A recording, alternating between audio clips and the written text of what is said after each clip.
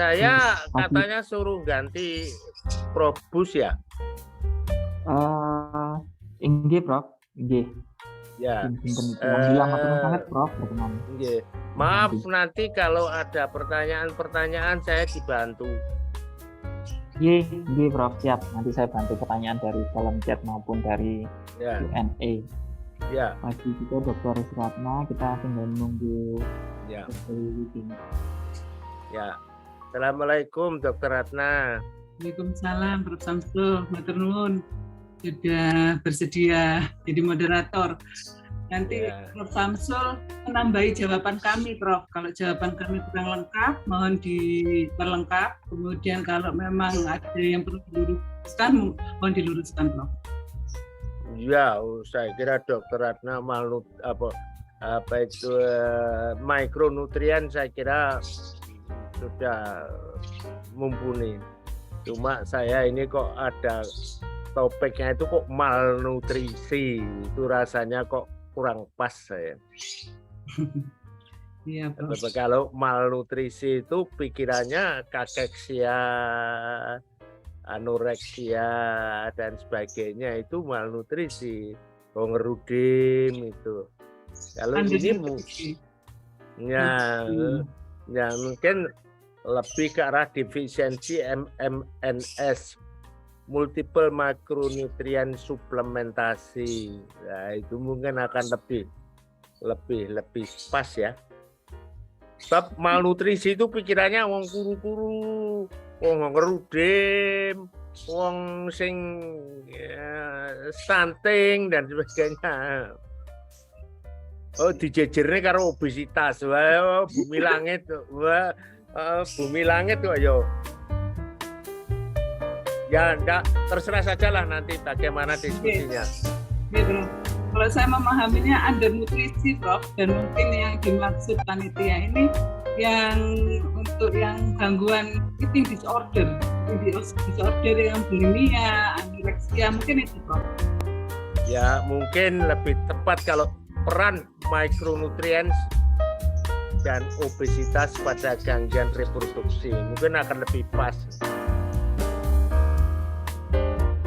Enggak, ya sama saja lah. Kebetulan saya beberapa bulan yang lalu suruh ngomong mengenai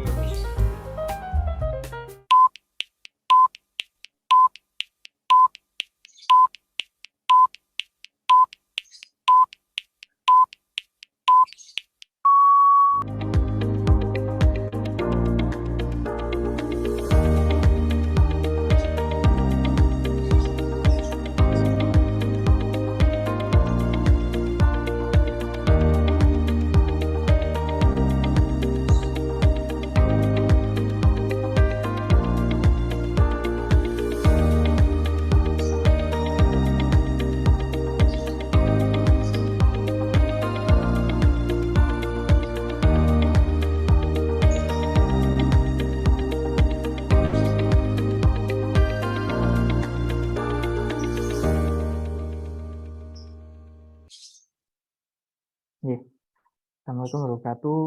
Selamat pagi, hadir lagi kita dalam acara Tanya Apa Saja, jadi acara rutin mingguan persembahan dari Departemen Obstetrik Ginekologi FK UNER bekerja sama dengan POGI dan ID Surabaya dan juga staf dari RSUA serta RSUD Dr. Sutomo. Jadi pada minggu kali ini kita akan mendiskusikan masalah malnutrisi atau mungkin undernutrisi dan juga obesitas atau overnutrisi pada pengaruhnya pada fungsi reproduksi. Dan telah hadir di tengah-tengah kita narasumber guru kita semuanya, yaitu yang pertama Prof. Samsul Hadi. Selamat pagi Prof, selaku moderator pada hari ini. Alhamdulillah sehat. Dan juga pada kedua narasumber, yaitu Dr. Sri Ratna Triningsih, spesialis objin konsultan endokrin dan reproduksi, yaitu dan juga Dr. Muhammad Yonas Ardianta, spesialis objin, yang akan menjawab pertanyaan-pertanyaan dari seluruh peserta. Sekali lagi seperti biasa, monggo bila mana berkenan untuk bertanya, bisa mengajukan pertanyaan di kolom Q&A, fitur Q&A, atau melalui kolom chat, atau akan lebih baik lagi bila mana berkenan untuk bisa bertanya secara langsung dan berdiskusi, nanti bisa raise hand untuk bisa diskusi langsung dengan para narasumber dan juga moderator. Dan mungkin mohon maaf karena hari ini Ketua Departemen yaitu Dr. Brahmana masih acara di Pekanbaru, maka monggo bisa langsung kita mulai seperti arahan seperti biasanya nanti mungkin informasi untuk pada program Suhadi biasanya nanti dari narasumber akan ada mungkin 1 atau 2 slide atau layang pandang mengenai tema yang kita diskusikan hari ini. Untuk mempersingkat waktu, karena kita hanya 1 jam, nanti selesai pukul 11 tepat, maka kami persilakan pada moderator, Prof. Samsul, untuk membawakan acara. Monggo, Prof. Assalamualaikum warahmatullahi wabarakatuh. Maaf, saya tidak bisa mengganti virtual background saya, gaptek saya. Kali ini kita akan membicarakan malnutrisi dan obesitas perannya pada fungsi reproduksi. Narasumbernya saya kira sudah tidak saya perkenalkan lagi, sudah sangat mumpuni dan sangat dikenal, Dr. Ratna Dwiningsih, SPOG Kaver, juga Dr. Wiwit, nama lengkapnya malah gak hafal aku. Dr. Wiwit SPOG ya. Monggo kita mulai saja 1-2 slide mungkin dari Dr. Ratna dulu. Monggo silakan. Saya tidak menyampaikan slide, Prof. Jadi nanti Dr. Wiwit yang menyampaikan, cuman mungkin dari selayang pandang ini mungkin saya menyampaikan bahwa malnutrisi atau mungkin undernutrisi tadi sudah disebutkan oleh Dr. Seto, dan obesitas ini ternyata memang mempengaruhi pada fungsi reproduksi baik secara langsung maupun tidak, sehingga perlu ada keseimbangan antara nutrisi yang masuk dan nutrisi yang keluar untuk menjaga fungsi reproduksi. Nanti Dr. Wiwit yang akan menyampaikan slide dan nanti kita diskusinya lebih panjang. Silakan Dr. Wiwit. Monggo Dr. Wiwit. Ya, baik. Terima kasih Prof. Dr. Seto atas kesempatannya. Mau izin saya share screen.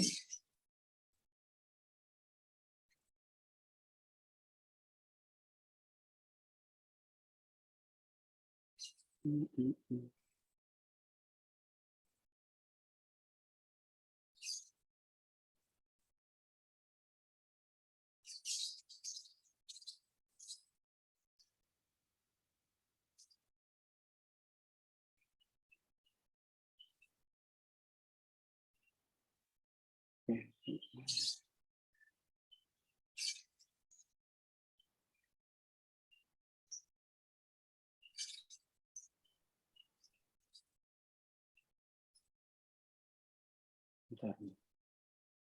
Saya sambil cari dulu ya. Tadi slide-nya lagi.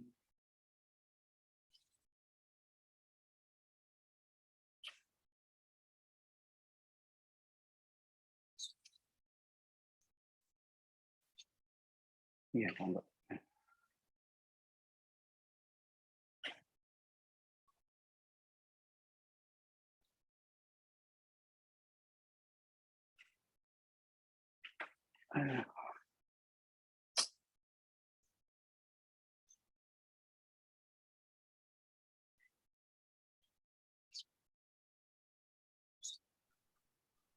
Barangkali Dr. Bentar, nggih.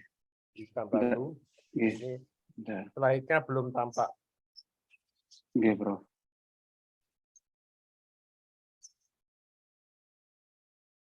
Enggak bisa ya. Bentar nggih. Mohon izin bentar. Saya lihat.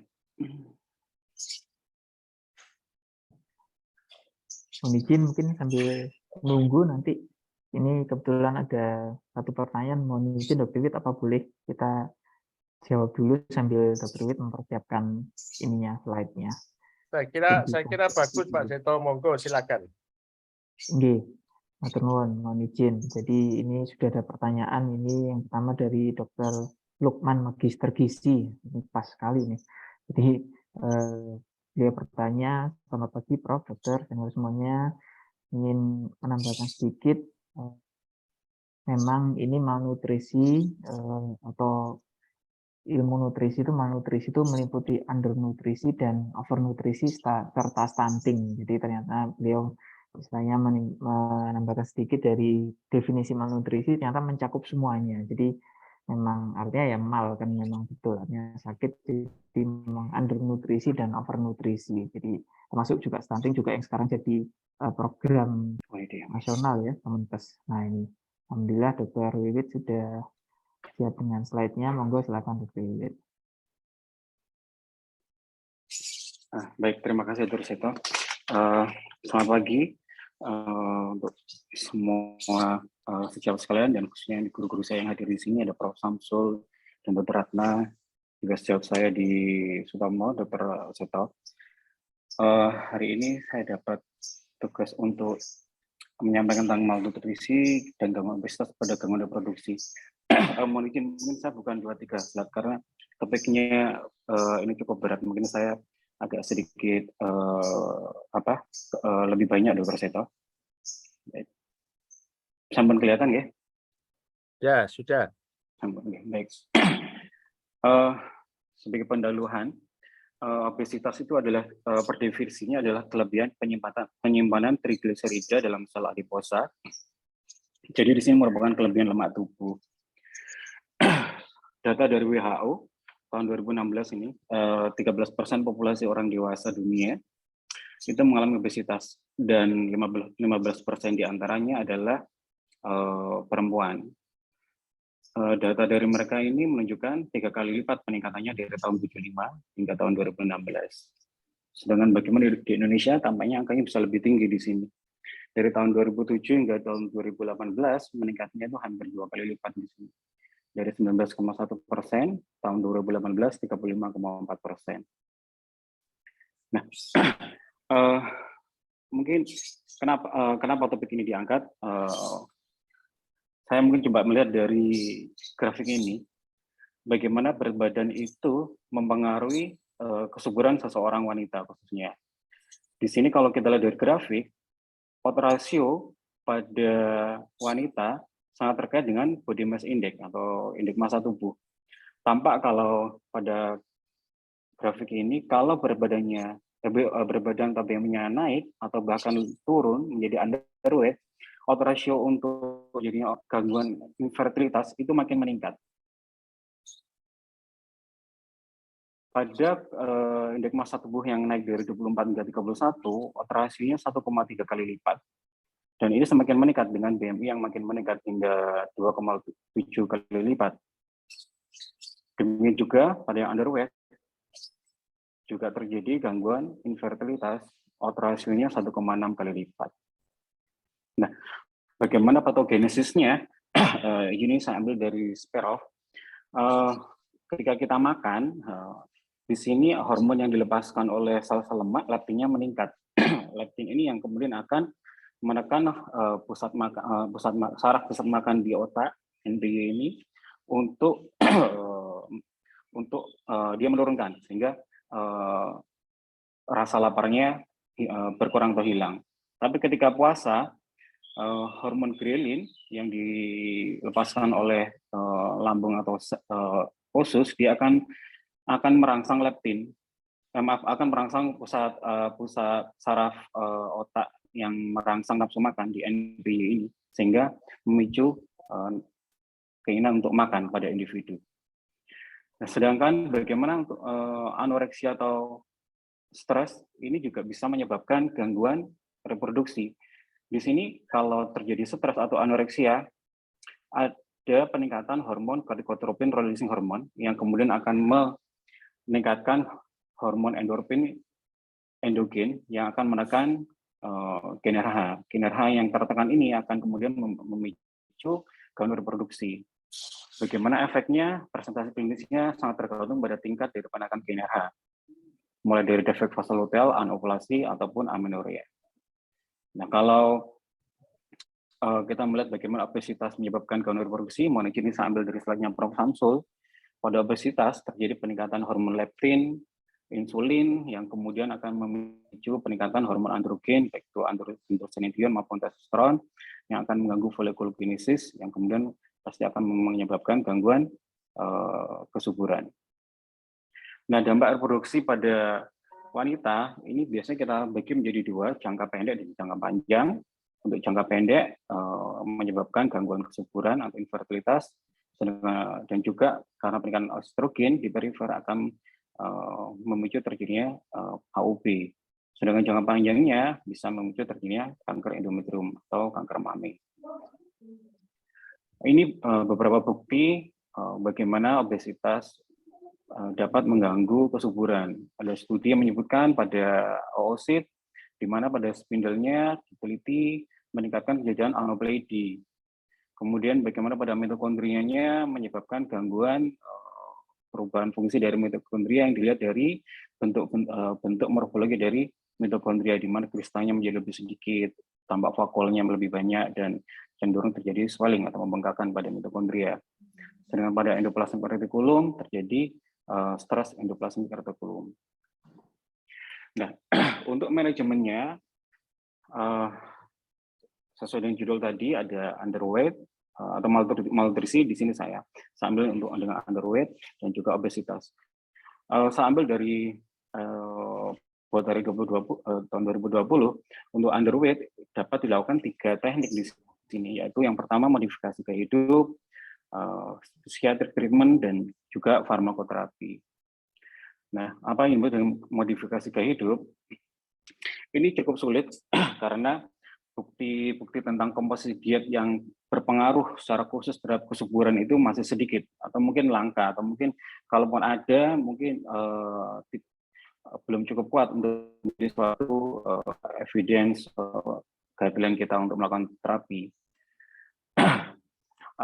Sehingga di sini kemudian diarahkan pada melakukan pemberian konseling tentang nutrisi. Di sini harapannya dengan konseling nutrisi akan terjadi balance untuk energi dari individu tersebut, di mana pada dasarnya meningkatkan intake tapi mengurangi output.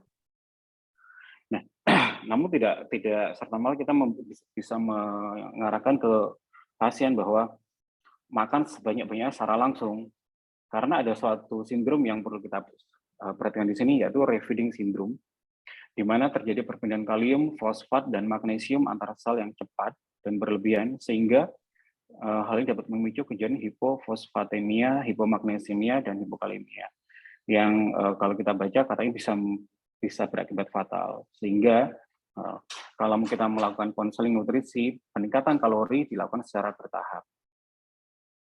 Nah, tentu juga kita memberikan konseling agar olahraganya dibatasi. Nah, bagaimana dengan yang kedua tadi, dengan psikiatrik treatment? Psikiatrik treatment ini mencakup dengan psikoterapi. Tujuannya itu membantu mengenali pemikiran yang menyimpang tentang makanan, menemukan cara yang lebih baik untuk mengatasi emosi, ketakutan, dan stres, dan menemukan cara untuk menghindari kambuhan. Di sini hampir 50% yang berhasil menambah berat badan setelah dirawat kambuh dalam 1 tahun. Tentu di sini membutuhkan waktu, kesabaran, dan ketekunan. Bisa juga ini kita mendapat bantuan dari sejawat psikologi.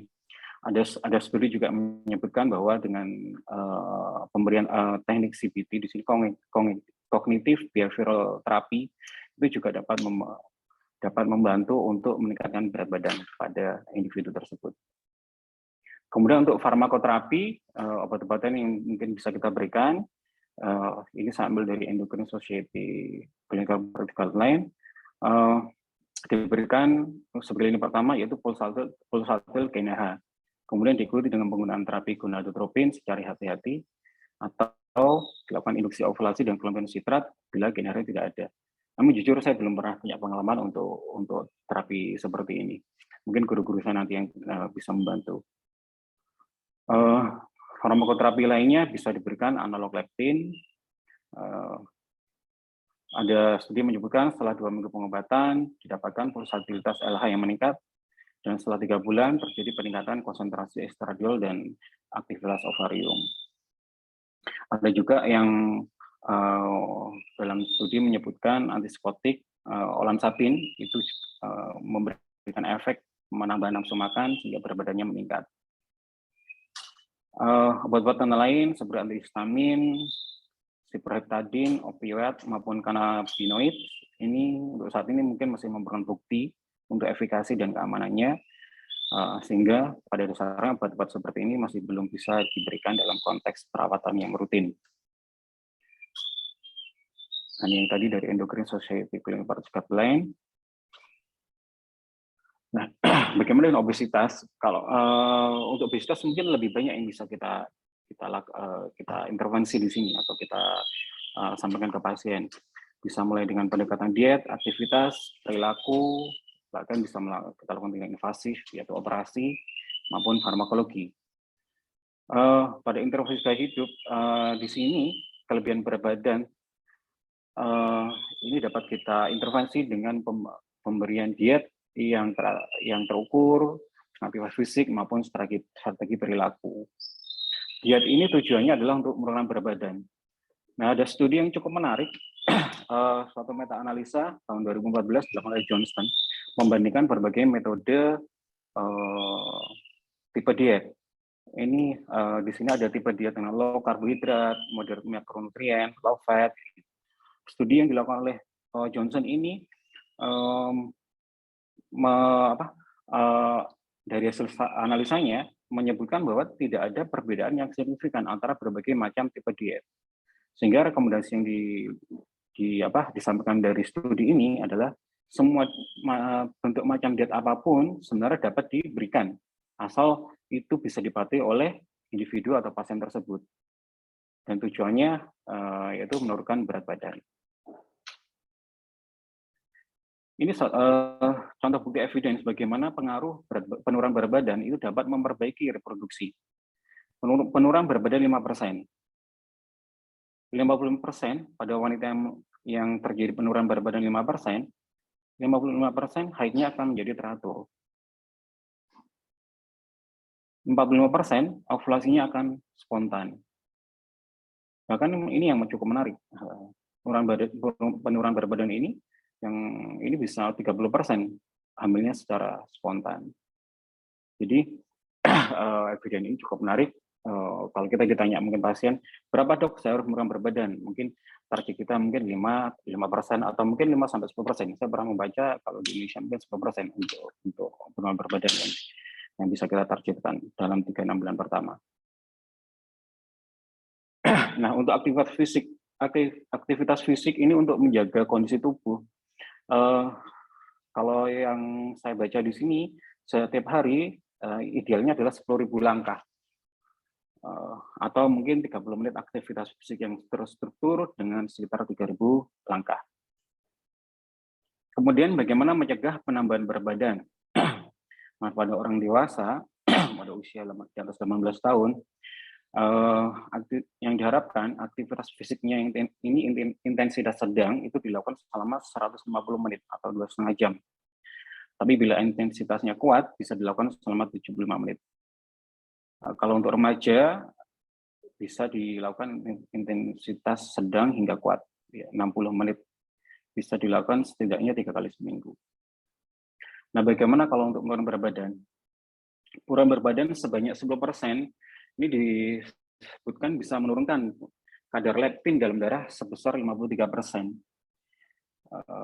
Jadi cukup sangat signifikan sekali. Nah, kalau untuk aktivitas fisik dengan intensitas sedang, mungkin kita bisa melakukan aktivitas selama 250 menit per minggu dengan intensitas sedang, atau dengan intensitas kuat dilakukan selama 150 menit. Dan tentu juga kita juga meminimalkan waktu duduk atau tidak berpindah tempat. Nah, ini adalah contoh-contoh aktivitas fisik yang termasuk kategori ringan, sedang, dan berat. Pada dasarnya kalau ringan tidak menyebabkan perubahan nyata dalam laju pernafasan, sedangkan yang sedang kita melakukan aktivitas dapat berbicara tanpa ada gangguan berbicara. Kalau yang berat aktivitas dilakukan tapi kita tidak bisa melakukan percakapan dengan normal. Ya, ini juga rasanya sering dijadikan pertanyaan oleh pasien-pasien datang, atau mungkin kita sendiri mungkin sering mengalami, kenapa penurunan berat badan yang sudah kita lakukan cepat sekali untuk kembali lagi berat badannya naik. Nah, kalau kita baca dari paragraf di sini, penurunan berat badan ini sulit dipertahankan karena set point-nya ini belum turun. Set point-nya masih menggunakan set point yang lama. Sehingga kalau set point-nya masih lama, penurunan berat badan yang terjadi akan ada mekanisme balik dari grelin. Grelin ini hormon yang dilepaskan oleh usus dan lambung yang merangsang saraf di otak untuk meningkatkan nafsu makan.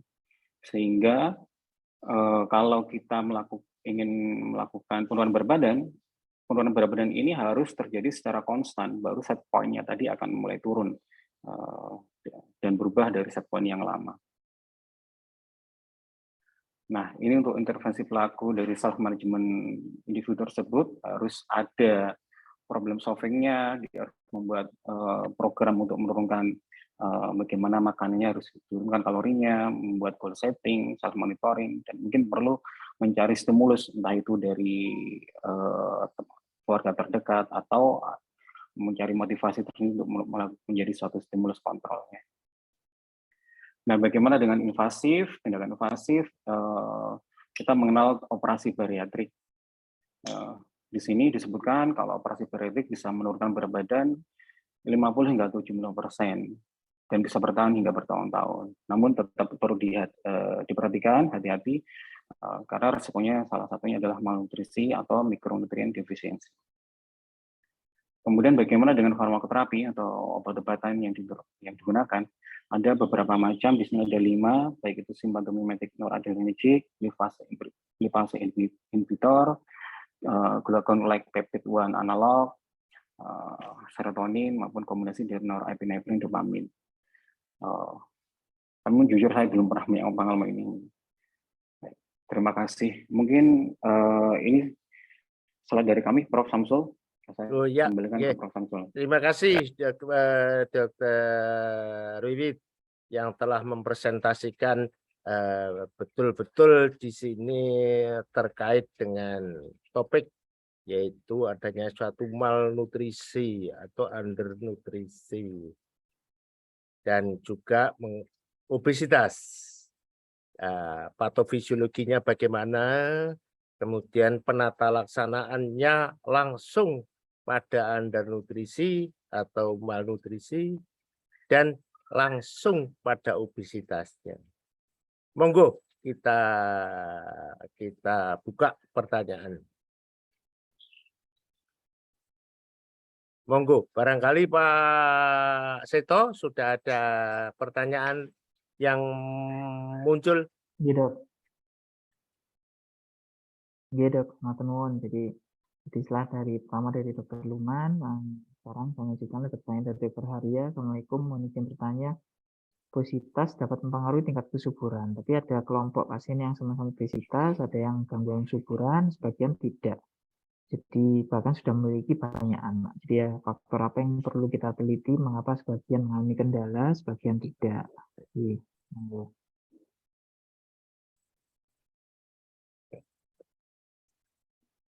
Silakan, barangkali ada pertanyaan.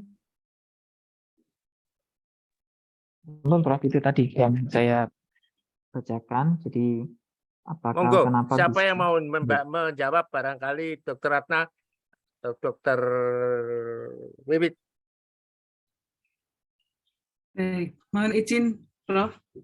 Jadi memang kalau kita lihat dari praktek sehari-hari ya, memang ada juga orang gemuk tapi anaknya banyak. Tapi ada juga yang orang gemuk yang susah sekali. Ini terkait dengan ada tidaknya resistensi insulin. Kalau pada pasien gemuk dengan gangguan ovulasi, maka kita sebaiknya memeriksa apakah ada resistensi insulin pada pasien itu.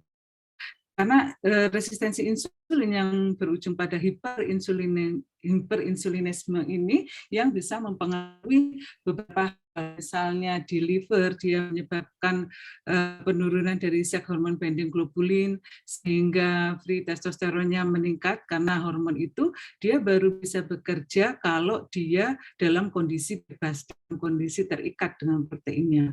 Kemudian dia di adrenal, hiperinsulin ini efeknya juga akan menstimulasi dari kerja enzim P450 aromatase alfa yang akan meningkatkan produksi dari androstenedion.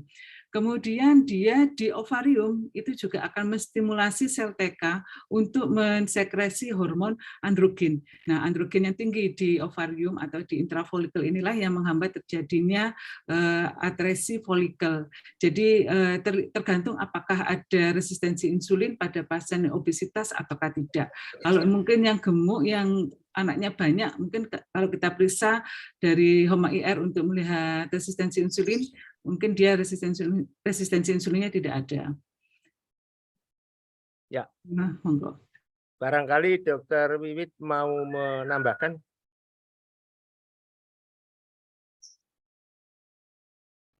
Oke, Prof. Sama, Prof, seperti tadi yang disampaikan Dr. Ratna, Prof. Jadi pada dasarnya obesitas tidak secara langsung, tapi akibatnya itu tadi yang menyebabkan terjadinya gangguan infertilitas. Resistensi insulin itu tidak semuanya terjadi pada obesitas, karena disebutkan 60 sampai 80% seingat saya itu terjadi resistensi insulin. Jadi karena alasan itu mungkin karena pemeriksaan resistensi insulin juga tidak mudah, orang-orang obesitas yang mengalami gangguan infertilitas bisa kita berikan obat-obatan seperti insulin sensitizing agent. Mungkin hanya itu, Prof, tambahan saya. Terima kasih. Ya, makasih. Saya kira pertanyaan yang sangat bagus dan telah dijawab. Yang saya garis bawahi di sini, dalam perawatan infertilitas, kita itu menangani pasangan, bukan per individu. Betul, ada pasiennya, wow, itu beratnya 200 kilo, anak 20. Saya hanya 70 kilo, anak kok sulit punya anak. Bagus, itu biasanya pasien-pasien itu cari pembenaran. Oh, saya ngerokok sehari satu pak aja disalahno. Itu ada yang ngerokok 20 pak, anaknya 30.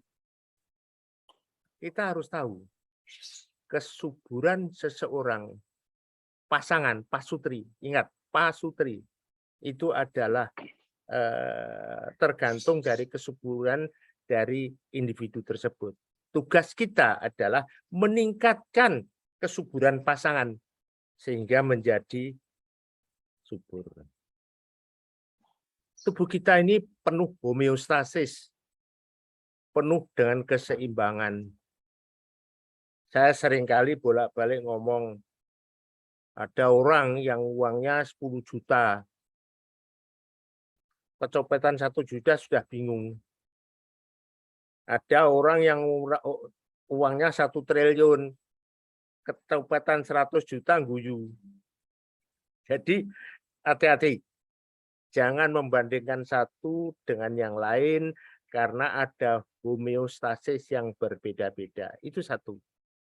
Yang kedua, Dr. Ratna tadi mengutarakan patofisiologi obesitas dan gangguan ovulasi. Betul, lewat resistensi insulin, lewat hiperandrogen. Kalau dokter Wiwit tadi mengutarakan patofisiologi dari obesitas itu sendiri. Jadi ada 2 titik atau 2 sudut pandang yang berbeda. Secara garis besar, obesitas itu mempengaruhi kesuburan bisa lewat hormonal, yaitu lewat gangguan ovulasi, tadi sudah disebutkan dengan baik oleh Dr. Ratna. Kedua adalah lewat ROS. Jadi peningkatan ROS obesitas itu akan meningkatkan ROS. ROS itu akan merusak mitokondria. Mitokondria itu akan mempengaruhi folikulogenesis, steroidogenesis, dan juga oogenesis. Meskipun terjadi ovulasi, tapi kualitas oositnya jelek. Jadi ada 2 jalur. Jadi tidak satu jalur. Jalur hormonal Ya, betul, tadi sudah. Ada juga jalur inflamasi. Inflamasi itu akan meningkatkan ROS, umur lanjut, obesitas, ngerokok, dan sebagainya. Nah, itu adalah bisa menurunkan apa itu jenenge kualitas dari oosit atau folikulogenesis atau gangguan usus. Jadi ada 2 jalur. Demikian juga yang tadi terlalu kurus, undernutrisi, itu anoreksia nervosa yang murni. Bab hati-hati, ada yang undernutrisi akibat karena TBC berat, akibat karena CA dan sebagainya. Hati-hati. Kalau yang terkenal murni itu adalah anoreksia nervosa, itu adalah level hipotalamus, itu hipok karena ada gangguan dari sekresi generate. Sehingga itu inilah yang saya katakan, kita harus berpikir sistematis, saya ini berada di mana. Ya, tapi pertanyaan saya tadi bagus, yaitu bahwa pertanyaannya awal tadi apa ya? Lali aku pertanyaannya. Apakah ada beda itu? Kenapa kok yang ada obesitas yang bisa punya anak banyak, ada yang gangguan, Prof? Apakah ada Jadi beda? kenapa yang ada obesitas yang tetap fertil, gampangnya Prof, anaknya banyak, tapi ada juga. Sitoke di anak akeh, sitoke gak di anak akeh. Ingat bahwa kesuburan itu adalah pasangan. Si A sama si B kawin pirang-pirang tahun nggak duwe anak, cerai. A kawin, B kawin padha duwe anake, salah sapa. Itu harus kita tekankan. Ya. Itu seringkali dibuat untuk pembenaran dari pasien. Betul sekali. Betul sekali. Saya sangat setuju. Jadi kita hati-hati. Jadi obesitas bisa mengganggu fertilitas. Ya.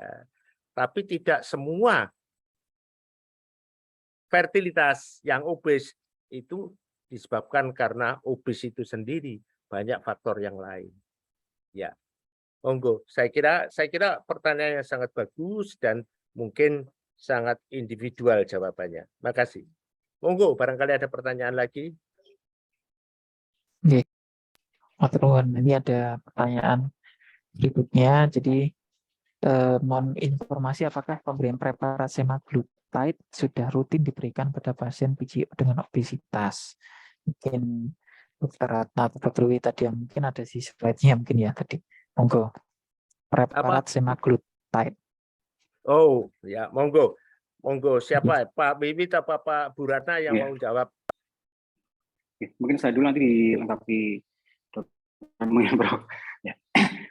Termasuk dokter unggul ini obat dokter unggul ya. Ini semaglutide ya. Ini kalau saya tadi coba searching itu masuk dalam salah satu kelompok yang tadi saya sampaikan, glucagon-like peptide 1 analog. Itu memang obat-obatan yang dapat digunakan untuk menurunkan berat badan. Namun kalau ditanya apakah untuk PCO, nah sekali lagi kalau pengobat PCO kan berbeda, tidak hanya menurunkan berat badan. Jadi tidak diberikan secara rutin, kita harus melihat dulu PCO-nya yang tipe apa, obes atau lean, kemudian apakah PCO-nya ini sudah pernah dapat terapi pertama seperti kalsitrat atau aromat inhibitor. Jadi sedikit berbeda. Kalau untuk menurunkan berat badan, iya, tapi kalau untuk PCO kita tidak memberikan secara rutin untuk pemberian preparat obat menurunkan ini, obat untuk menurunkan nafsu makan ini bekerja di sentral. Begitu mungkin Prof. Ya, barangkali Bu Ratna mau nambahin. Iya, hampir sama. Kalau saya lihat, saya sendiri tidak punya pengalaman untuk pemberian obat. Jadi ini untuk menurunkan berat badannya pada pasien PCOS dan menekan nafsu makan. Kalau saya lihat untuk rujukan penata laksanaan PCOS itu justru dengan exercise, kemudian dengan memperbaiki dietnya, kemudian dengan cara memperbaiki gaya hidup, mengurangi sedentary lifestyle, untuk pemakaian obat-obatan dikatakan minimal. Jadi rasanya dengan memperbaiki gaya hidup, kemudian dietnya diperbaiki, masih itu caranya. Dan kalau memang ada resistensi insulin, disarankannya untuk yang memperbaiki reseptor insulinnya. Saat ini yang dipakai adalah metformin. Jadi kalau rutin semaglutide rasanya belum dipakai dan belum menjadi rekomendasi untuk tata laksana pasien PCOS dengan obesitas. Demikian, Prof. Ya, terima kasih. Bagus. Tolonglah berpikir sistematis, balik lagi sistematis. Apa sih yang kita hadapi? Yang kita hadapi itu adalah obesitas, ya, kemudian PCOS dengan dampaknya yaitu adanya suatu infertilitas, gangguan ovulasi. Penata laksanaannya tentunya berdasarkan masalah yang ada. Masalah yang ada ialah obesitas. Nah, gaya hidup kita perbaiki. Tapi apa murni gaya hidup toh? Ya, kalau bisa bagus, tapi kadang-kadang memerlukan waktu yang sangat lama. Pada sisi lain kita tidak boleh lupa, perawatan infertilitas pun ada batas waktunya. Kita harus tahu umur pasiennya biru. Kalau saya ngotot menurunkan berat badan, belum tentu setahun 2 tahun akan berhasil. Maka biasanya kombinasi. Ya, kombinasinya ialah gaya hidup dengan apapun itu. Apa dengan apa itu jenenge olahraga ataukah dengan apa dan sebagainya, diet dan sebagainya lah. Kemudian masalah yang ada pada PCOS, masalahnya apa? Tadi dikatakan ada gangguan ovulasi. Gangguan ovulasi apa? Ada 2, yaitu gangguan hormonal dan gangguan ROS. Nah, maka sambil kita melakukan perbaikan gaya hidup, kita kasih MMNS, multiple micronutrient suplementasi. Sehingga yang itu mengandung antioksidan. Ya, di samping itu kita memberikan terapi ovulasinya, jadi simultan. Nah, terapi induksi ovulasinya dengan apa? Apakah dengan metformin kek, apa dengan bumifen sitrat kek, ataukah dengan aromatase inhibitor kek? Itu tergantung kondisi yang kita hadapi saat itu. Nah, seringkali yang kadang-kadang saya sedih apa? Yaitu apakah saya tidak memperbaiki gangguan haidnya dulu? Kesuwen. Gangguan haid itu adalah kita perbaiki sambil kita menangani infertilitasnya. Tidak harus gangguan haid ditangani dulu baru selesai lalu kita memperbaiki gangguan ovulasi. No. Jadi tadi adalah simultan. Semuanya betul, yaitu lifestyle, yaitu adanya apa itu jenenge MMNS, multiple micronutrient suplementasi, itu mengandung antioksidan dan adalah untuk induksi ovulasi kalau orangnya ingin punya anak. Dan yang perlu saya garis bawahi ialah kalau ada PCOS meskipun tidak ada infertilitas, perimenopause misalkan harus diobati. Karena apa? Nah, kalau ini poinnya bukan infertilitasnya. Poinnya ialah adanya resiko gangguan endometrial CA. Sehingga saya harus mengobati agar mencegah terjadinya endometrial CA. Pada orang PCOS, pada perimenopause, resiko endometrial CA itu 5 kali lipat dibandingkan dengan orang yang tidak PCOS. Jadi tolong berpikirlah secara komprehensif dan berpikirlah secara menyeluruh, jangan hanya sepotong.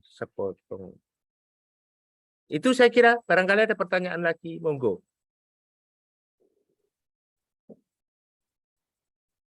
Izin Prof, saya lanjutkan pertanyaannya dari anonim ini pada pasien infertilitas primer usia 30 tahun plus obesitas, apa yang harus kita perbaiki dulu?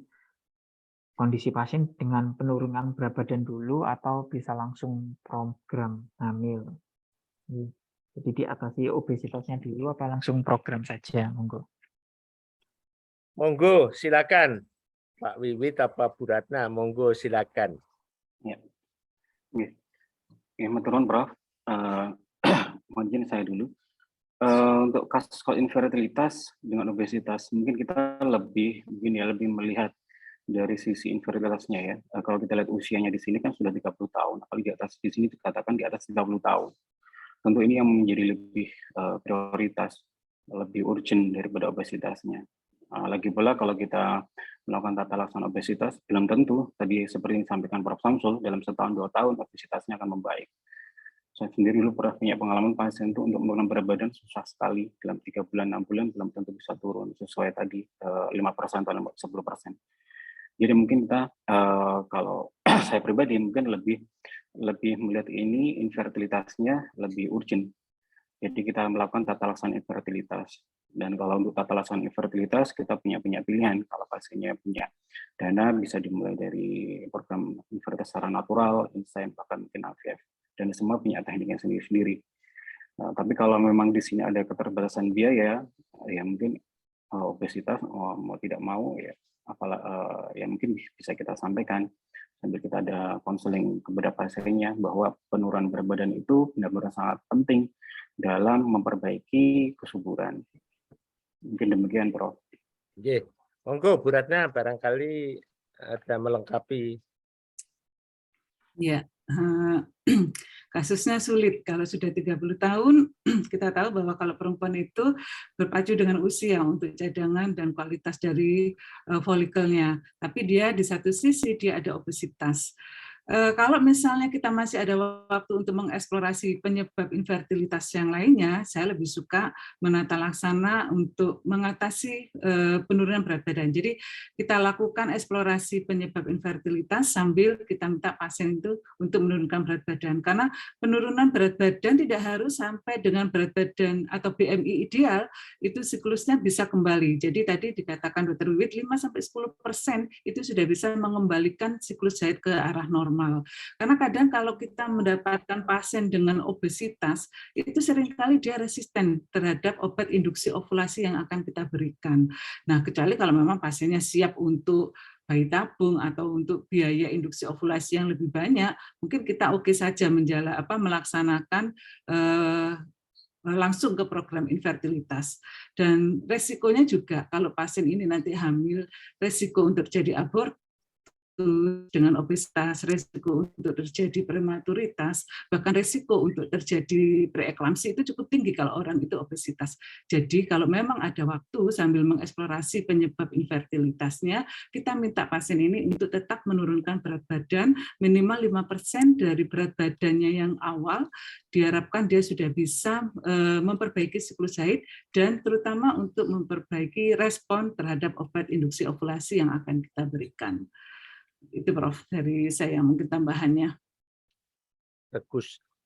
Saya kira tolong tadi bolak-balik saya katakan, berpikirlah kita secara komprehensif.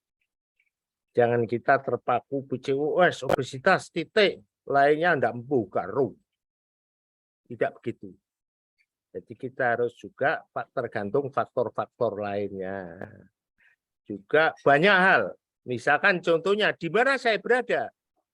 Ya, pasiennya dari mana? Kalau dari luar kota, misalkan pasiennya dari Papua datang ke saya, ketemu saya pertama kali. Nah, bagaimana kalau saya mau memprogram ini, pasiennya ada di Papua? Nah, ini akan sangat mempengaruhi keputusan kita. Jadi tolong jangan berpikir secara pragmatis, berpikirlah secara komprehensif. Jadi saya setuju Dr. Ratna, Dr. Wiwit, berarti pikirlah komprehensif, mari kita tangani bersama-sama, pasien kita ajak diskusi, kita punya program. Seringkali pasien datang ke saya, Prof saya mau promil. Nah, promil, oh bosnya promil gitu nih aku. Nah, Jadi kita harus mempunyai program tiap-tiap pasien itu mempunyai kondisi yang berbeda-beda dan mempunyai rencana yang berbeda-beda. Karena pasien mempunyai kemampuan dan mempunyai kemauan yang berbeda-beda. Ya, ini perlu kita garis bawahi bahwa kita harus hati-hati dalam, dan setiap pengobatan itu ada limit batas waktu kegagalan. Contoh saja, clomiphene citrat kapan saya dikatakan gagal, kapan saya dikatakan resisten, kapan saya memakai aromatase inhibitor, kapan saya harus memakai gonadotropin, dan sebagainya, dan sebagainya. Oleh karena itu, tolong barangkali mungkin sudah kuno ya, tolong skor infertilitas itu tolong dibaca lagi, yaitu skor infertilitas berapa pasien ini sebaiknya ditangani oleh siapa dan di mana. Itu saya kira, jadi berpikirlah jangan pragmatis. Contoh saja kalau PCOS azoospermi ya, atau OAT berat 2 juta langsung IVF. Enggak usah ngomong macam-macam. Itu barangkali tambahan dari saya, barangkali. Monggo Pak Seto, barangkali ada pertanyaan lagi.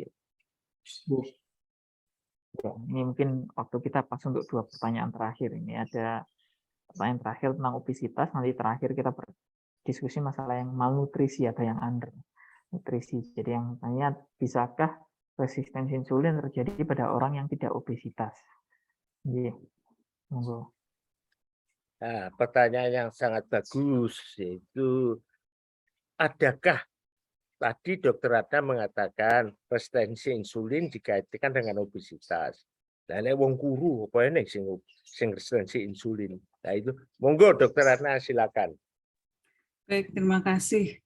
Jadi pada wanita yang slim itu ternyata juga tidak menutup kemungkinan untuk terjadinya resistensi insulin, terutama kalau memang dari genetik faktornya, dari keturunannya dia ada yang menderita non-insulin diabetes mellitus, jadi diabetes mellitus tipe 2. Kemudian juga bisa kita lihat jika rasio antara waist and hip rasio itu lebih besar.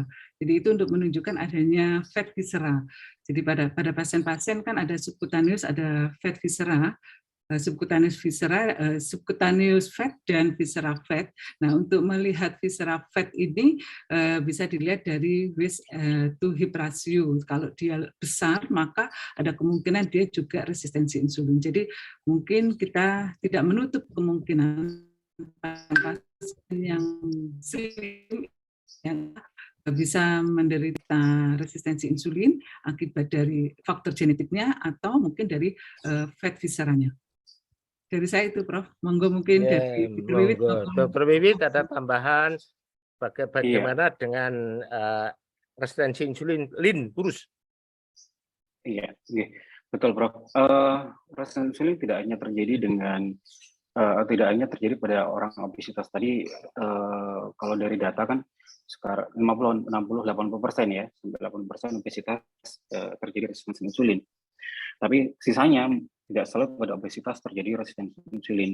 Kalau kita kembali lagi pada penyebab resistensi insulin, itu bisa penyebabnya pada reseptor atau post reseptor atau mungkin insulinnya sendiri mungkin yang menjadi problem. Jadi harus dicari di sini apakah memang ini di reseptornya ataukah yang pasca reseptornya di GLUT, kalau nggak salah mekanisme di GLUT itu yang menjadi masalah. Jadi kalau ini mungkin namun saya tidak begitu memahami untuk konteks bagaimana kita mencari titik masalah gangguan resistensi insulin. Tapi kalau kita kembali lagi tadi, penyebab resistensi insulin bisa berbagai penyebab, bisa di pada reseptor atau post reseptor. Gitu, Bro. Ya, jadi memang benar bahwa resistensi insulin itu ada yang obes dan ada yang non obes. Yang non obes itu kelainan post reseptor, mestinya transkripsi tirosin ini menjadi serin, sehingga dibaca oleh tubuh kita bahwa respon reseptornya tidak baik atau dianggap insulinnya kurang baik, makanya pankreas melakukan sekresi insulin lebih tinggi, maka akan terjadi resistensi insulin. Jadi memang benar ada dua. Oleh karena itu pada anamnesis seringkali saya tanyakan pada orang-orang dengan PCOS, adakah keluarga diabetes? Itu adalah menunjuk atau menuntun kita ke arah adanya resistensi insulin pada lin, dan justru resistensi pada terutama PCOS, apalagi kalau LH-nya tinggi, yang kurus itu respon terhadap LOD, laparoscopic oven drilling, itu sangat bagus. 50% akan terjadi perbaikan HPO. Saya kira itu. Barangkali ada pertanyaan lagi, Dr. Seto. Oke, mungkin ini pertanyaan terakhir. Kalau tadi kita akan membahas masalah yang obesitas terus, jadi ini ada pertanyaan yang tentang underweight. Jadi dari Dr. Gusti menanyakan, mohon izin bertanya, jika pasien kondisi underweight tapi tidak mengalami gangguan reproduksi atau infertilitas. Terima kasih banyak. Maksudnya apa? Mungkin pertanyaannya bisa diperjelas ini, Dr. Gusti. Jadi ada jika pasien kondisi underweight tapi tidak mengalami gangguan reproduksi atau infertilitas, mungkin sepertinya ya seperti tadi ya, ternyata juga ada yang berhubungan dengan resistensi insulin. Jadi sebenarnya sudah terjawab. Terus mungkin ada pertanyaan satu terakhir dari Dr. Neni, apakah obesitas bisa membuat gangguan haid pada remaja sampai setahun tidak haid? Terima kasih. Jadi ini kasus pada remaja. Monggo silakan. Monggo Bu Ratna. Gangguan haid pada adolesen, pada remaja ya. Kalau saya mungkin dilihat dulu, memang bisa saja kalau pasien itu obesitas tadi dengan segala efek samping dari obesitas itu bisa mengganggu dari folikulogenesisnya. Tetapi kalau dia adolesen, mungkin saja sumbu HPO aksisnya dia sumbu HPO-nya dia belum bagus betul, sehingga terutama kalau dia baru tahun-tahun pertama mendapatkan haid atau dari tahun-tahun pertama untuk menarche. Jadi kita harus observasi dulu, kita melihat dulu kapan dia menarche-nya, kemudian kita evaluasi bagaimana siklus haid yang sebelumnya sebelum dia tidak haid, dan yang penting di sini mungkin tata laksana ya, kalau memang mungkin kita lihat tebal endometriumnya, kalau sampai setahun pada umumnya endometrial thickness-nya atau ketebalan endometriumnya tidak terlalu tebal, karena kalau sudah 1 tahun kalau dengan unopposed estrogen itu biasanya dia akan menyebabkan perdarahan uterus abnormal. Jadi mungkin saja ini juga disertai dengan adanya metabolic syndrome yang menyebabkan gangguan haidnya disebabkan oleh sindrom ovarium polikistik. Mungkin itu Prof yang dari saya. Ya, barangkali Dr. Wiwit mau nambahin. Iya, iya. Sama Prof dengan Dr. Ratna. Jadi pada kasus ini penyebab gangguan haidnya 2. Obesitas seperti yang tadi sudah dibahas sebelumnya. Dan yang kedua, karena masih remaja, di mana HPO aksisnya belum matur di sini. Tanpa obesitas pada remaja sering juga terjadi gangguan haid karena HPO aksisnya yang belum matur. Ya, 2 tahun lalu peserta SP2 FAIR kita dari Padang, Dr. Hafiz, membuat penelitian pada siswa SMU yang mengalami gangguan haid. Di sana memang betul tadi dikatakan perimenarche itu sering terjadi gangguan haid karena belum matangnya positive feedback mechanism, ya, sehingga masih terjadi kekacauan. Tapi kalau sampai 2 tahun, apalagi kalau lebih, dari Menars tetap kacau, kita harus waspada. Kita harus waspada apakah anak ini obes, satu. Kedua, anak ini berat badan waktu lahirnya berapa? Apakah terlalu gede, 4 kilo, atau terlalu rendah, yaitu BBLR, berat badan lahir rendah. Ya, itu akan sangat mempengaruhi. Dan juga dilakukan evaluasi, yaitu seperti kalau pada orang dewasa, PCOS itu dengan trias 2 dari 3 gejala Rotterdam, yaitu adanya gangguan ovulasi, adanya suatu hiperandrogen, dan adanya PCOM. Maka kalau pada remaja, tiga-tiganya harus ada.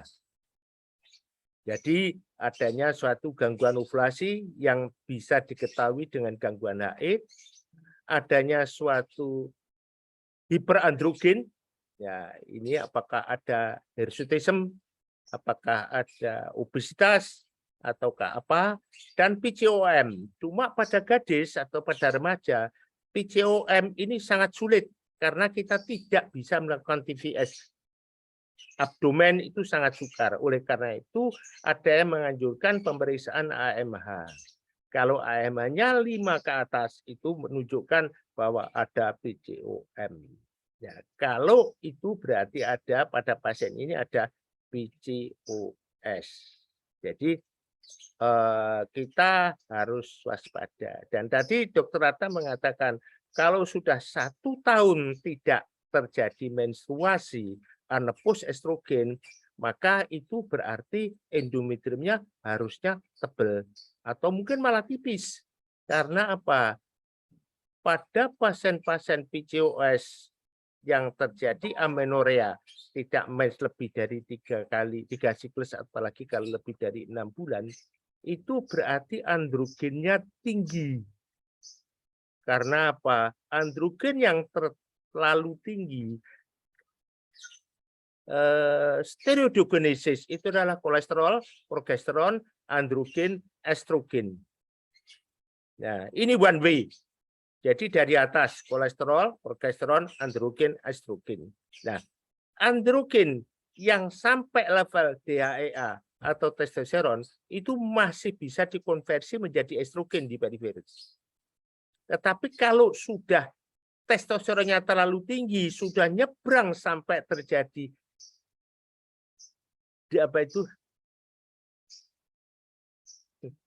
DHAT, yaitu itu sudah autokrin.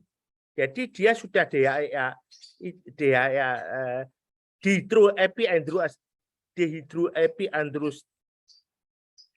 dihidrotestosteron itu adalah sudah di perifer, tidak bisa diubah lagi menjadi estrogen di perifer.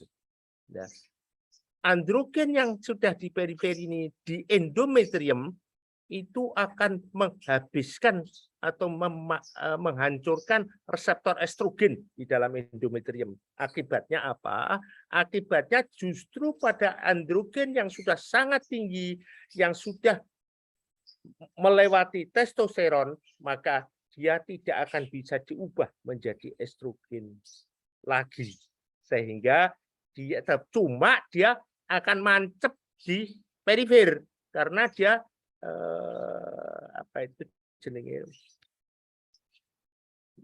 autokrin, bukan endokrin lagi, autokrin atau intrakrin atau parakrin, sehingga akan merubah atau merusak reseptor estrogen di endometrium sehingga endometriumnya menjadi tipis. Nah, inilah. Jadi justru ini adalah PCOS yang sangat berat, yang sangat sukar untuk ditangani. Itu barangkali tambahan dari saya, monggo.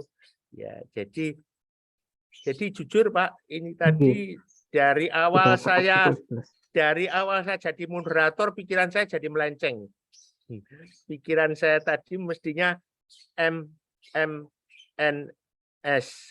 multiple mikronutrien suplementasi.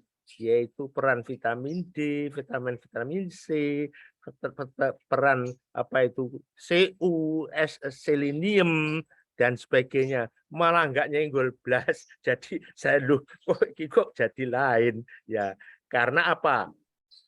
Pada pasien-pasien yang terjadi defisiensi MMNS itu sebelum kita menangani infertilitas yang terlalu invasif atau mungkin malah sebelum mencapai 1 tahun lebih, ada yang memberikan saran untuk suplementasi MMNS. Karena dalam penelitian pemberian multiple micronutrien suplementasi 1 bulan prekonsepsi dan 1 trimester pertama itu akan memperbaiki outcome pregnancy rate. Resiko terjadinya eklamsi, preeklamsia lebih rendah, abortus, prematuritas menjadi turun. Jadi bayangan saya tadi sebelum berangkat tadi sama setelah diskusi jadi lu kok beda jadi nih. Ya tapi enggak apa-apa. Ya ini juga penting kok. Ya ini ya penting yaitu MMNS. Jadi terapi MMNS itu adalah sangat dianjurkan sebelum kita melakukan invasi yang lebih dalam atau bersama-sama kita melakukan terapi definitif. Itu aja. Makasih. Monggo barangkali ada pertanyaan lagi atau ada tambahan atau apa, enggak tahu. Monggo. Ini alhamdulillah semua pertanyaan sudah terjawab, Prof. Dan pas waktunya pukul 11, ini 11:05 menit. Jadi mungkin kita berkomitmen seperti biasa, acara tanya apa saja ini diskusi singkat 1 jam. Dan kita sudah menjawab semua pertanyaan dan mungkin dengan pembahasannya matur nuwun pada Dr. Ratna, Dr. Wiwit dan juga matur nuwun pada Prof. Samsul juga sudah moderator tapi juga sekaligus narasumber memberikan informasi yang komprehensif mengenai permasalahan obesitas dan malnutrisi pada gangguannya dengan hubungan reproduksi. Jadi mungkin ada resume atau penutup dari masing-masing narasumber atau dari Prof. Samsul, monggo Prof. Monggo Dr. Ratna. Baik, mungkin resumenya ya berarti fungsi reproduksi itu terkait dengan status nutrisi dari tiap orang. Dan mungkin saya sedikit komentar untuk yang pertama tadi masukan dari Dr. Lunan ya, saya mohon maaf kalau salah sebut, bahwa undernutrisi itu termasuk dengan stunting. Betul, stunting, cuman mungkin efeknya kita mendapatkan long efek jangka panjangnya terakhir. Ternyata dia datang ke Opjin dengan pubertas yang terlambat. Jadi betul undernutrisi termasuk di sini salah satunya stunting, cuman biasanya stunting itu datangnya ke dokter pediatri, di kita datang ke Opjin ini dia pasti keluhannya belum haid karena efek dari gizi kronis, gangguan gizi kronis yang terlalu panjang. Profnya dari saya. Dokter Wiwit barangkali. Tidak ada saya Prof, cukup sudah saya Prof. Ya, jadi kalau ditarik lebih jauh lagi seperti yang dikatakan Dr. Ratna tadi bahwa kehidupan 1000 hari pertama itu sangat penting, karena saya kebetulan dapat kiriman slide dari presentasinya siapa di PIT barusan, bahwa kondisi yang tidak favorable intrauterine itu akan mempunyai dampak yang sangat panjang pada waktu postnatal nantinya. Dan kalau ada berat badan lahir rendah atau berat badan yang sangat tinggi di atas 3,8, maka 30% ada risiko untuk terjadinya suatu gangguan metabolisme nanti post natal. Dan oleh karena itu sekarang banyak sekali penelitian mengenai mungkin dari perinatal yaitu mikronutrien perannya di dalam kehidupan intrauterin, karena infertilitas dalam jangka panjang itu adalah gangguan ovulasi tergantung dari nutrisi di dalam intrauterin, kemudian adanya suatu endometriosis, adanya epigenetik juga bisa terjadi pada ibu hamil, dan juga kemudian kalau pada laki-laki adanya STD, ya itu adalah peran dari kesehatan remaja, sehingga itu semua mungkin in the long run, dalam jangka panjang meskipun sangat berat, bahwa infertilitas itu bisa diprevensi dengan kehidupan sebelumnya yang cukup baik. Ya. Jadi, dan tadi tolonglah berpikir kalau menangani infertilitas itu adalah pasangan. Dan tolong berpikir secara komprehensif. Itu aja saya. Terima kasih. Saya kira cukup Pak Seto. Terima kasih matur nuwun Prof. Sudah meresumkan diskusi kita hari ini. Terima kasih. Kita ketemu lagi di acara Tanya Apa Saja minggu depan dengan tema yang berbeda pula dari divisi yang berbeda dari Departemen of Gene FK UNER. Terima kasih sekali lagi atas kehadirannya Prof. Samsul, Dr. Assalamualaikum warahmatullahi wabarakatuh. Waalaikumsalam warahmatullahi wabarakatuh. Waalaikumsalam warahmatullahi wabarakatuh. Mohon izin live.